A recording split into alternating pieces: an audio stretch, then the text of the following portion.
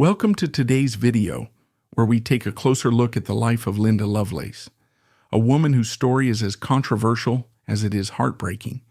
From her strict Catholic upbringing and her meteoric rise to fame as the star of Deep Throat to the scandals, abuse, and battles that shaped her life, Linda's journey is a complex tale of exploitation, survival, and ultimately, tragedy. Join us as we explore the life behind the headlines, uncovering not only the trials she endured, but also the legacy she left behind. Linda Lovelace, born Linda Susan Borman on January 10, 1949, in the Bronx, New York City, grew up in a conservative Catholic household. Linda's early life was marked by strict discipline, particularly from her mother, who enforced rigid Catholic values in the home. As a child, Linda was described as shy, obedient, and deeply religious. This led to her being nicknamed Miss Holy Holly during her high school years. She expressed a desire to become a nun, earning her a reputation for modesty and her decision to avoid romantic relationships. However, behind her pious exterior, Linda longed for independence and freedom from her mother's authoritarian parenting style. The family moved from New York to Florida when Linda was a teenager, a transition that further distanced her from her strict Catholic upbringing. By the time she turned 19, Linda began to rebel against the constraints of her sheltered life. She ventured into romantic relationships, losing her virginity to a school friend. This marked the beginning of her shift away from the conservative values instilled in her during childhood. At 20, Linda faced a life-altering event when she became pregnant. Without her consent, her mother forced her to give the baby up for adoption, a decision that left a deep emotional scar. This experience profoundly impacted Linda, fueling a sense of resentment toward her family and their restrictive influence on her life. Shortly after, she was involved in a car accident that left her with serious injuries. This period of recovery became a turning point as Linda began to seek autonomy and explore a path that ultimately led her away from her childhood ideals.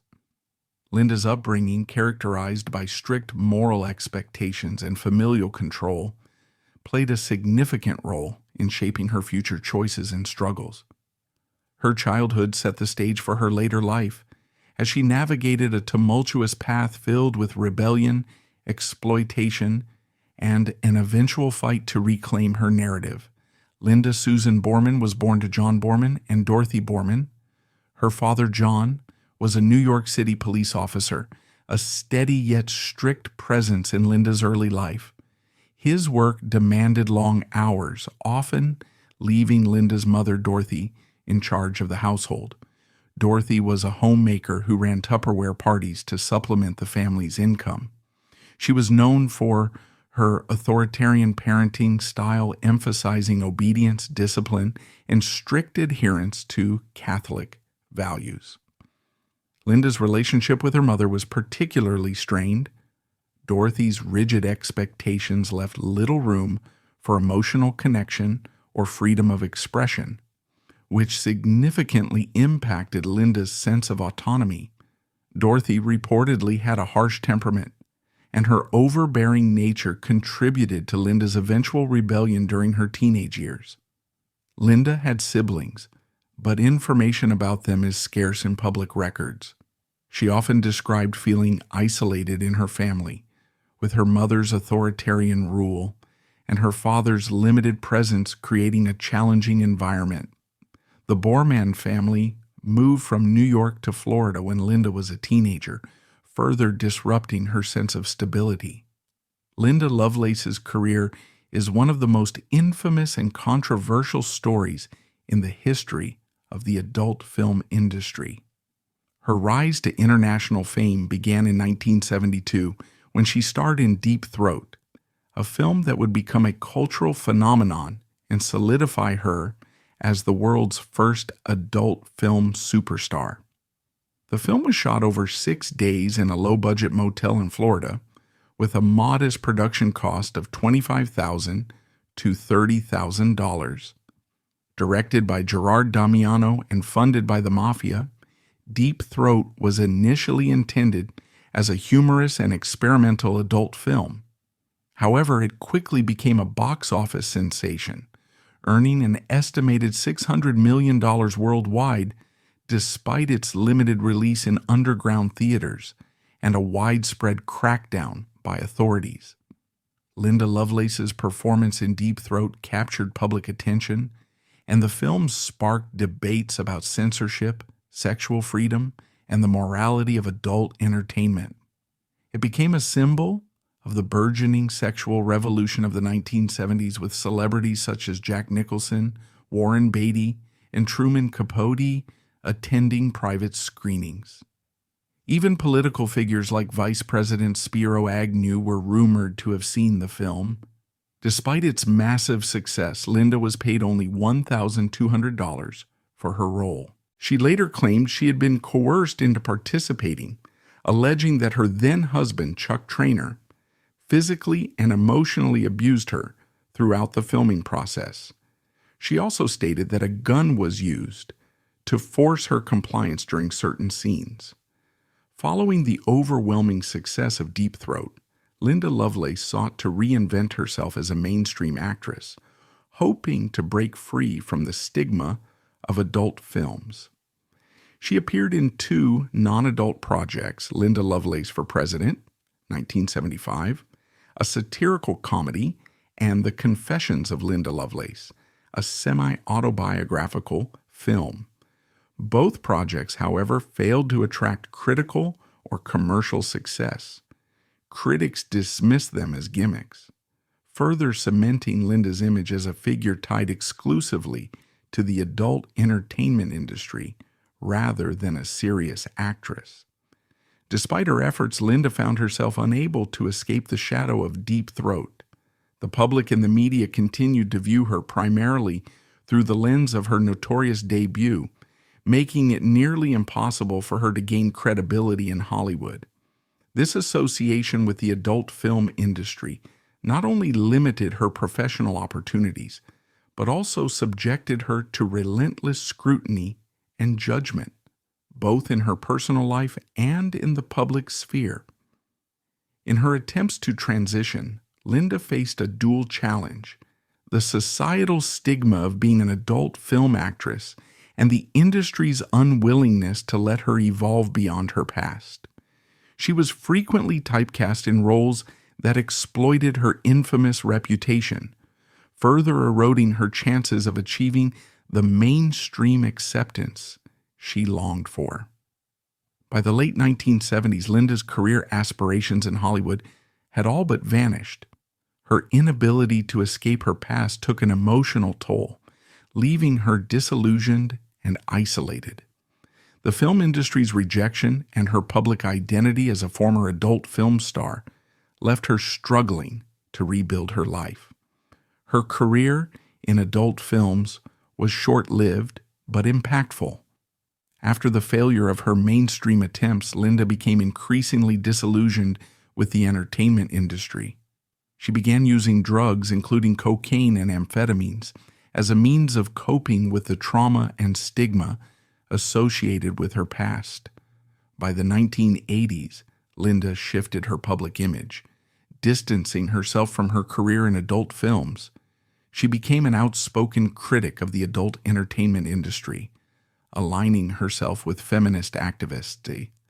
In her autobiography, Ordeal, 1980, Linda revealed the extent of the abuse she suffered at the hands of Chuck Traynor and detailed the coercion and violence she experienced during the making of Deep Throat. Her testimony positioned her as a feminist icon, sparking debates about the exploitation of women in the adult film industry. Linda appeared alongside figures like Gloria Steinem, advocating for greater protections for women and raising awareness about the darker realities of pornography. However, her activism was not without controversy. Some feminists questioned her motivations, while others accused her of capitalizing on her notoriety. Linda Lovelace's career remains a touchstone in discussions about the intersections of celebrity exploitation, and sexual politics. Despite her tragic experiences, her role in Deep Throat continues to be studied as a cultural and historical phenomenon, symbolizing both the possibilities and perils of the sexual revolution. Linda Lovelace's rise to fame through Deep Throat brought her notoriety, but it also entangled her in a web of scandals that would follow her for the rest of her life. Behind the glitz and public fascination with her career was a darker story of coercion, abuse, and exploitation that Linda would later expose to the world. Linda later revealed in her autobiography Ordeal, 1980, that her then-husband Chuck Traynor had coerced her into the adult film industry under duress. According to Linda, Traynor used physical violence and emotional manipulation to control her, often holding her at gunpoint to force her compliance. She alleged that he introduced her to drugs, hypnotized her to increase her sexual responsiveness, and subjected her to physical and sexual abuse. Her accounts painted Traynor as a figure of relentless control who monitored her every move and reduced her autonomy to that of a prisoner. Linda described horrifying instances where Traynor threatened her life, forced her into group assaults, and pressured her into performing in adult films against her will. On the set of Deep Throat, she claimed that she was often bruised and frightened, with Traynor present to ensure her compliance by clicking the trigger of his gun. While Linda's revelations shocked the public and brought attention to the darker side of the adult film industry, they also drew backlash from within the industry itself. Many of her former colleagues accused her of betrayal, claiming that she was attempting to disown the career that had made her famous. The term Linda syndrome was coined by those in the industry to describe adult film stars who later renounced their pasts, viewing Linda as a cautionary tale for others who sought to do the same. The backlash extended to public opinion, with some dismissing Linda's allegations as an attempt to rewrite history and capitalize on feminist movements. Others, however, rallied to her defense, acknowledging her bravery in speaking out about her traumatic experiences. Despite passing a lie detector test to verify her claims, Linda's accusations remained controversial, polarizing both the media and the public. Linda's alignment with feminist activists in the 1980s added another layer of complexity to her public image. She became a vocal critic of the adult film industry, appearing at events and rallies alongside prominent figures like Gloria Steinem. Her advocacy work highlighted the exploitation and abuse that many women faced within the industry, turning her into an unlikely feminist icon. However, her transition from adult film star to feminist advocate was not without controversy. Some critics questioned the sincerity of her activism, accusing her of using her traumatic experiences to remain in the public eye. Others within the feminist movement were divided, with some embracing her as a symbol of resilience, and others viewing her as a figure who perpetuated victim narratives. Linda Lovelace's personal life was marked by two significant marriages, both of which were deeply influential yet fraught with hardship. Each marriage reflected her ongoing struggles with control, abuse, and the pursuit of stability amidst a life filled with turbulence. Linda's first marriage to Chuck Traynor began in the early 1970s when he approached her at a swimming pool in Florida. Traynor, a charming and confident bar owner with a flashy lifestyle, initially seemed to offer Linda an escape from her strict upbringing and turbulent home life. However, the relationship soon revealed its dark side. Linda later described Traynor as a manipulative and abusive figure who controlled every aspect of her life. She claimed that he introduced her to drugs, forced her into prostitution, and coerced her into the adult film industry. Traynor's control extended to physical violence and psychological manipulation, which Linda likened to imprisonment. During the filming of Deep Throat, she alleged that Traynor was on set using a gun to intimidate her into compliance. The marriage was both personally and professionally devastating for Linda. She endured years of abuse before finally escaping Traynor's control in the mid-1970s. Her decision to leave him was a turning point in her life, marking the beginning of her efforts to reclaim her independence and speak out about her experiences. Following her escape from Traynor, Linda met Larry Marciano, a construction worker, in the late 1970s. The couple married in 1976 and settled in Denver, Colorado, where they attempted to build a stable family life. They had 2 children together and initially seemed to enjoy a relatively quiet and domestic existence. However, the challenges of Linda's past and ongoing financial struggles began to take a toll on their relationship. Marciano's construction business faltered and the family faced significant economic hardship, relying on welfare and support from friends.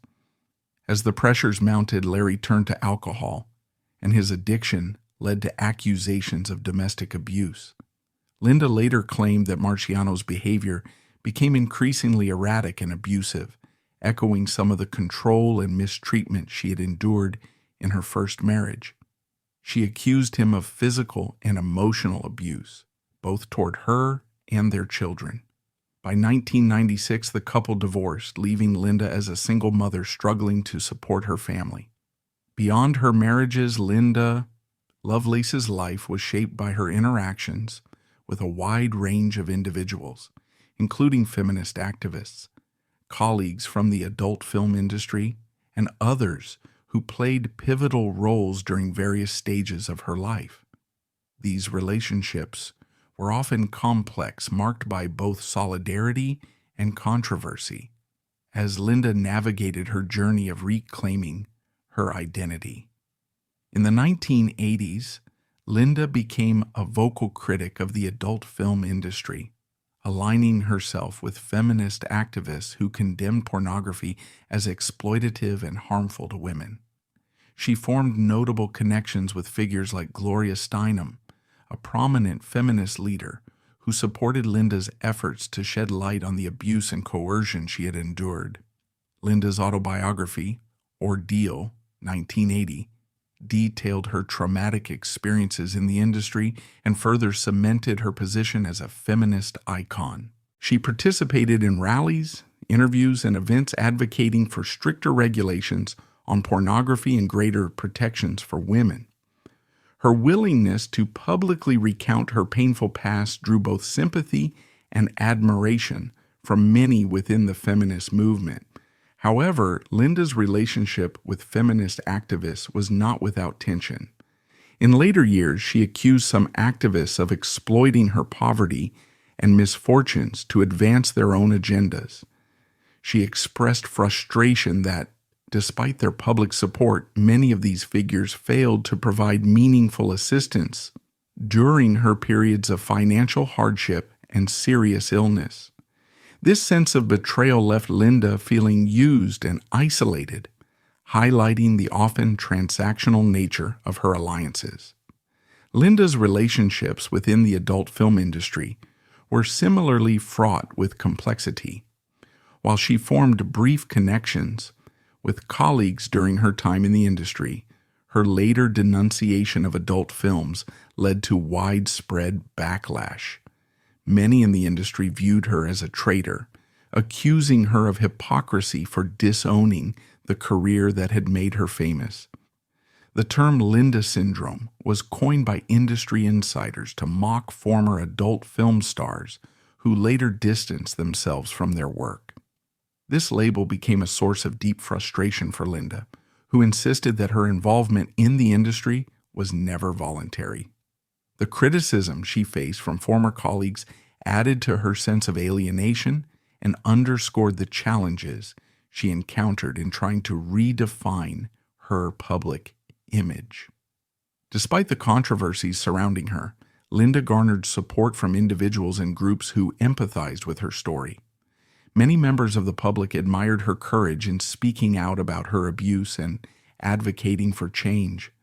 She developed a loyal following of supporters who viewed her as a survivor and a symbol of resilience. However, Linda's public image remained polarizing. While some praised her bravery, others questioned her motives or dismissed her narrative as self-serving. This duality in public perception often left Linda caught between being celebrated as a hero and criticized as an opportunist. Linda's strained relationship with her family also played a significant role in her life. Her strict upbringing and her mother's authoritarian parenting style created a sense of distance that lingered into adulthood. While her family was largely absent from her later life, their influence on her early years was undeniable, shaping many of the decisions she made and the struggles she faced in reclaiming her autonomy. In her final years, Linda lived a quiet and solitary life, focusing on her children and grandchildren. Despite the support she received from some friends and allies, she often felt isolated, struggling with financial difficulties and health issues. Her relationships, whether with activists, colleagues, or the public, reflected the broader struggles of her life, a constant battle to find understanding, acceptance, and peace. Linda Lovelace's life came to a devastating end on April 22, 2002, at the age of 53. The circumstances surrounding her death were as tragic as the struggles she endured throughout her life. On a routine drive to a hospital appointment for kidney dialysis in Denver, Colorado, Linda lost control of her car. The vehicle collided with a concrete post and she was violently ejected through the windshield. The impact caused severe internal injuries, including massive trauma to her chest and vital organs. Emergency responders transported Linda to the hospital, where doctors worked tirelessly to stabilize her condition. Despite medical intervention, Linda's injuries proved catastrophic. She was placed on life support, but her prognosis remained grim. For 2 weeks, her family held vigil by her bedside, hoping for a miracle that never came. On April 22nd, after medical teams confirmed that recovery was impossible, her family made the heartbreaking decision to disconnect her from life support. Linda passed away peacefully, surrounded by loved ones, marking the end of a tumultuous and deeply troubled life. Linda Lovelace's death brought renewed attention to her story and the broader themes of exploitation, abuse, and survival that defined her life. Media outlets revisited her legacy, framing her as both a tragic figure and a symbol of resilience. Some highlighted her transformation from an exploited performer to a vocal critic of the adult film industry, while others focused on the controversies and contradictions that marked her public image. Her passing also reignited debates about the adult film industry and the societal structures that enabled the exploitation she endured. Advocates for women's rights pointed to Linda's story as a cautionary tale, emphasizing the need for greater protections for women in vulnerable situations.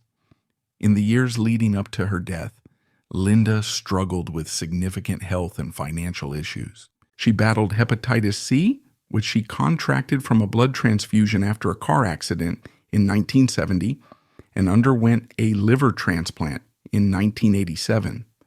The expensive medications required to manage her health placed her under severe financial strain. Living on welfare and taking on menial jobs, Linda worked tirelessly to support herself.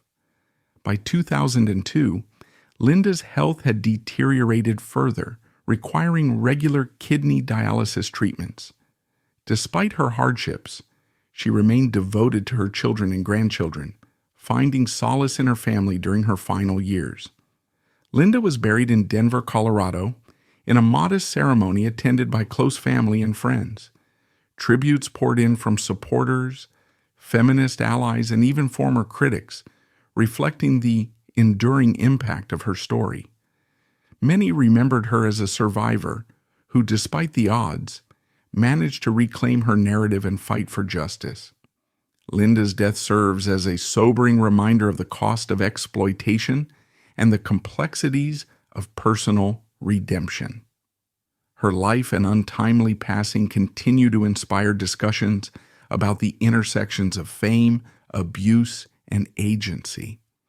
In the years since her death, Linda's story has been revisited in books, documentaries, and films, ensuring that her voice and experiences remain part of the cultural conversation. Linda Lovelace's life was one of stark contrasts, a young woman thrust into fame, struggling against forces far beyond her control, and later finding her voice as an advocate for change. Her story is a poignant reminder of the price of exploitation and the resilience it takes to reclaim one's identity. Whether remembered as a controversial icon or a survivor, Linda's life continues to spark important conversations about power, agency, and redemption. Thank you for joining us today to reflect on her journey. Don't forget to like, share, and subscribe for more stories that delve beneath the surface. See you next time.